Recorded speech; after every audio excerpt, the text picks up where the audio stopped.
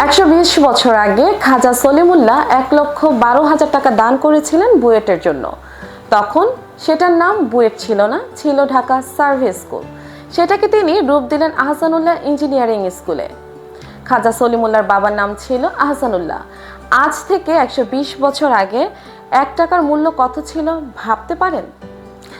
আজকের দিনে আনুমানিক কয়েকশো টাকা। 1908 সালে পূর্ব বাংলার প্রাদেশিক সভায় বিনা বেতনে বাধ্যতামূলক প্রাথমিক শিক্ষার দাবি তুলেন তিনি। চিন্তা করা হয় পূর্ব বাংলায় কোনো ইউনিভার্সিটি নেই। সলিমুল্লাহ সেটা মানতে পারলেন না। কি করা যায় সে নিয়ে ভাবতে থাকলেন। 1912 সালে 29 জানুয়ারি তখনকার ভাইস রয় লর্ড হার্ডিঞ্জ ঢাকায় আসেন। হার্ডিঞ্জের সামনে দাবি নিয়ে দাঁড়ানোর মতো সাহস পূর্ব বাংলায় যদি কারো থাকে সেটা একমাত্র সলিমুল্লাহ। তার বয়স তখন 40 বছর।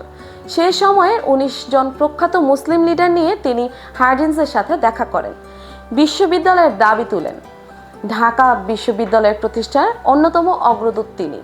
সলিমুল্লাহ ছিলেন আদ্যপান্ত শিক্ষানুরাগী।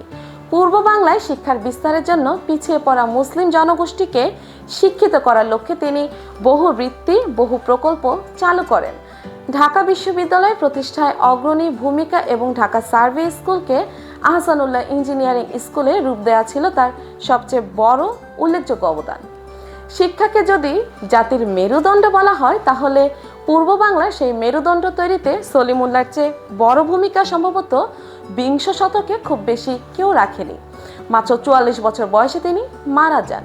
আর কিছুদিন বেঁচে থাকলে হয়তো পূর্ব বাংলার শিক্ষার জন্য আরো বহু কিছু করে যেতেন।